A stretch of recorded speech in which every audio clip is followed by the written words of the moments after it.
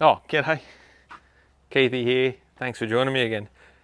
It's getting late in the afternoon on the last day before heading off on a remote trip such as Cape York. Do you reckon it's really a good time to have the tools in the hand and check all these kind of things, or do you reckon that maybe there's a better way that we could have done this? Well, grab a seat, grab a coffee, guys, and watch on. Personally, I think it might be a little bit dangerous to try and rush through that last day to try and have to get everything and hopefully not forget something that you need to look at, or if you need to get a part, for example, when you're about to head out on a remote trip such as Cape York. Watch on. Well,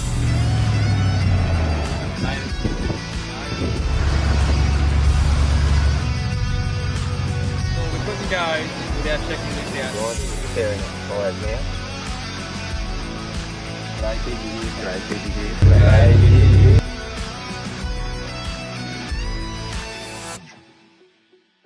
So checking things over is really important, even before you leave the garage. As you'll hear there, I just changed over to gas. Made sure that my engine temperature gauge is working. All of the other gauges in here. Like I said, I just changed over to gas now, so I know that that one works there. Gone in here and you can see that there seems to be some lights on the dash here. Maybe I need to check that kind of stuff out. Have a look in your mirrors. Make sure that everything's clear there, and then you can actually see out the back of the mirror. If you have a dash cam, same deal. Make sure that all of that kind of stuff is working and that it doesn't impede your vision when you're driving along. And that little fly is in the way. Other things like gauges and whatnot are working. In-cab lights, so I've got a button here to turn that on. Yep, that works. Oh yep, they're all working back there. There's ones down under here that are doing their thing. Yep, so we're all good with those kind of lights. What about in here? We've got dash lights as well. Oh look, it's just told me right here the side light and one of my number plate lights is not working. So that's something that I'm going to need to check out. As mentioned before, I'll also check those ones there out. Everything else, let's not forget windows as well. Sometimes you do need to put your windows down. If you have power windows, you want to make sure that they work when you need them to work. Make sure that your loads are secured in the car, so you can see there none of that kind of stuff is going to make its way over the back seat and into the cab. And if you do need to put something down on the floor, make sure that it's nice and low and it's not going to come up and give you a bit of a surprise.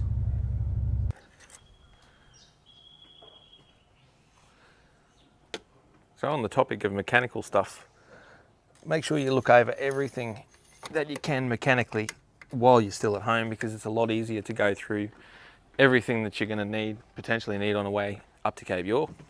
Engine oil, it's a good idea to take an extra belt as well. Bit of WD-40, sometimes you've got some in the car, sometimes you don't. Even a little tin like that can get you out of trouble if you're on a trip. Go over everything, go over your belts, engine oil, battery, transmission fluid if you've got an automatic transmission. In my case, I can't even check the transmission fluid in the auto because it doesn't have a dipstick, so I've got to check it like a manual. Location, everything's good.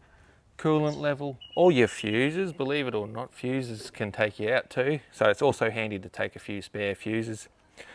And alternator, radiator hoses, especially if they're not really firm, you want to make sure they're a little bit firm but not bulging. Could lead to trouble otherwise. From there you can go underneath and have a look at all the things that are underneath your car, like your diffs, transmission. Again, if you have to check your transmission or gearbox if you're in a manual, you can check the fluids down there. That's a good time to look for oil leaks underneath the engine as well as up on top. And if there's anything you've got a bit of time, you can actually repair those before you leave for your trip, because it's not really a good thing to have to try and do repairs while you're on a trip. It's better to do them beforehand before something becomes of it. From there, you look forward at your lights, how they're mounted. Is everything going to stay attached to the front of your vehicle? Number plate's a handy thing to have, and a lot of water crossings will take number plates, so keep that in mind when you're crossing over water. Maybe take it off or cover it up if you can. Secure it very, very nicely to the front of your car so that you don't lose it. Then you work your way up to the back and make sure that things are going all right at the back as well. So you might need to pump a bit of gas I should say, a bit of grease into your drive shafts, things like that. Make sure your wheel studs are on nice and tight as well, but not over tight because they can also strip. If your vehicle's renowned for using wheel studs and you need to replace them frequently, grab a few spares of them as well and know how to do the work. Sometimes you can't do things while you're on a trip, and it can be very costly if you have to pay someone else to do the work for you. On the topic of checking things that are mounted, it's also good to look at the external things. So I've got a little ladder to get up onto the roof of my car. That's on there nice and firm. I'll check my wheel carrier, make sure that it is stable, that all the attachments and mounts and everything that goes along with this is nice and secure, so that when I'm driving along, especially on the really, really rough and corrugated roads, nothing's going to happen. My light and two-way antenna. Now from the past, I don't know if you can see that, I've got a zip tie, and now it might sound really, really lame to have a zip tie around your two-way antenna, but that just stops it. It holds enough tension on it to stop it from bouncing around so much when I'm on really bad roads. That's something that I've learned. I've got a switch here to change my light, so that's mounted. Yep, everything on here looks pretty secure. Same when putting the spare tyre back. Yep, that's really good. And it clips shut and it's not coming off. So I know that the back end is really good. Things like bumpers. Oh look, I've got a connection here. It appears that I've had a bit of a rear ender at some stage. So I'd best fix that up before the trip, because last thing I need is that to catch on the ground on any of the tracks that I'm going to be on. It might even be time to replace it, just looking at the condition of the outside there. So I will do that. Have a good look around the back of your car, around the side, and anything external that can bounce, move, or shift while you're on a really bad corrugated road. So it's one thing to have a tool, but it's another thing to know how to actually use it and make sure that it fits. Yeah, this is a really, really good ratchet. It doesn't fit my wheels. So how am I going to take this off if I get a flat tyre? How are my tyres while I'm down here? How are the brakes?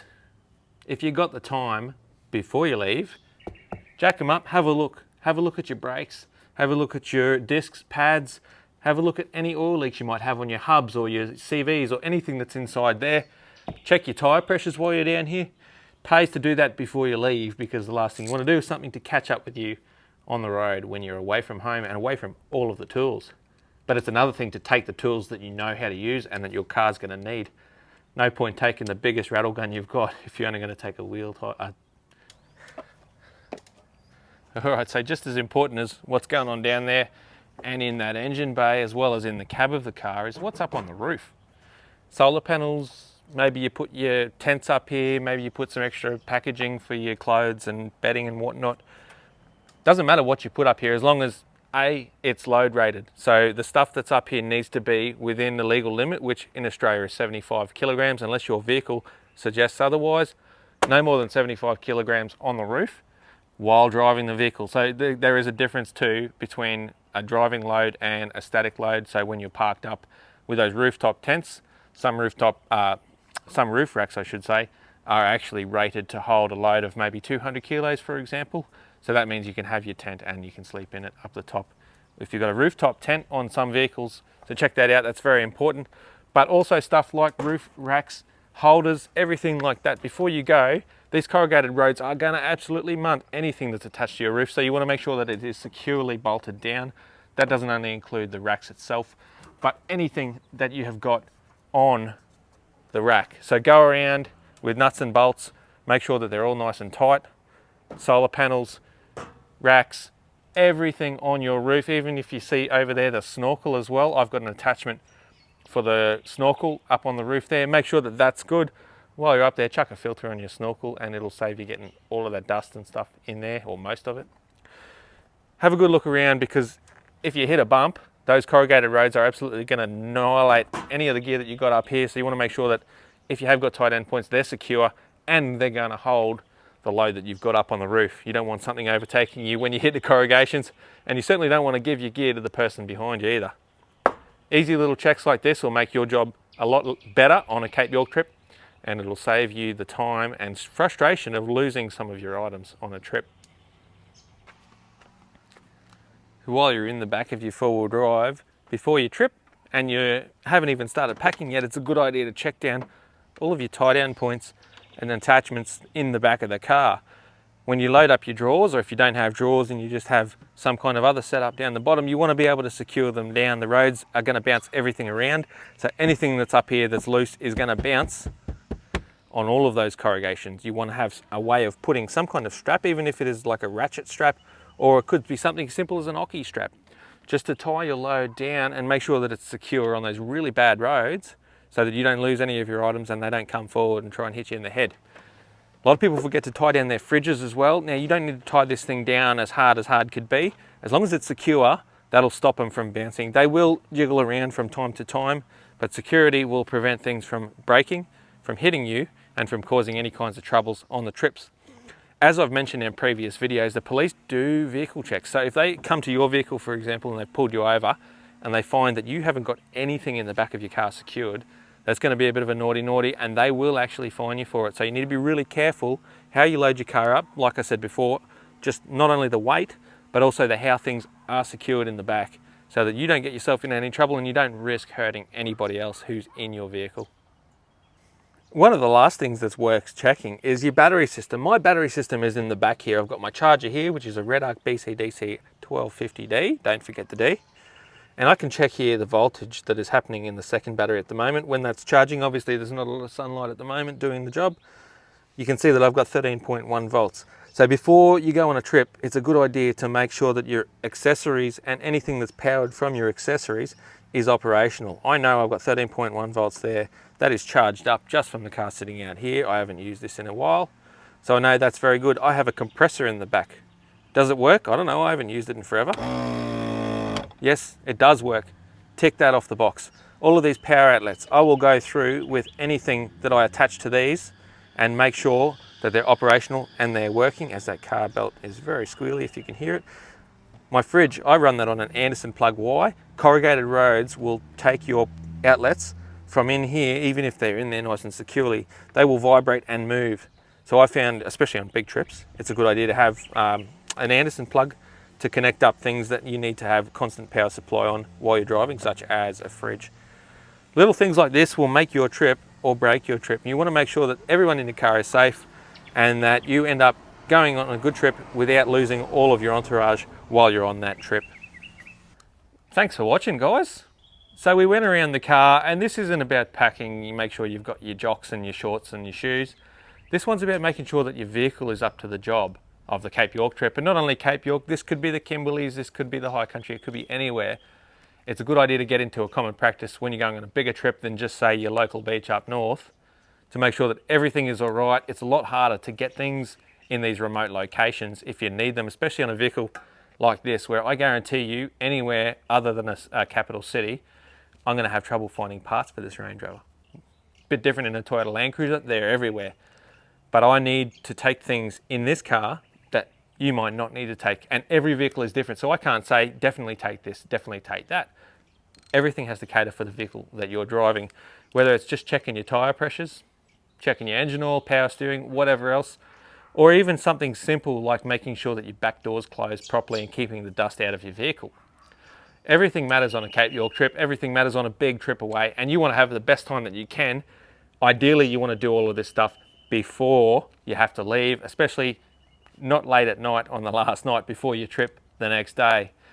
I've mentioned in other videos a lot of times about getting your vehicle serviced if you don't have the skill to do things yourself, and there's nothing wrong with that. You don't have to know everything about your vehicle, but simple things such as oil level and transmission fluid and any leaks in your engine bay, I think that's a really good idea. If you haven't got the experience or don't know where all that kind of stuff is, to spend a little bit of time, maybe call someone, even if it has to be your mechanic, just to get a bit of an idea of what you're looking at. So if you do come across a problem, you can work on your own vehicle, or at least you can guide someone else to help you to work on your own vehicle. There's nothing worse than having someone else touch your stuff and you've got to sit there and hope that they know what they're talking about. Anyway, guys, I'm going to shut up. Don't forget to subscribe, thumbs up. Let's have a chat as well. If you've got anything you want to tell me about this video, tell me I'm an idiot if I was an idiot. Otherwise, I'll let this plane go over and I'll catch you guys later for the next video. Take care.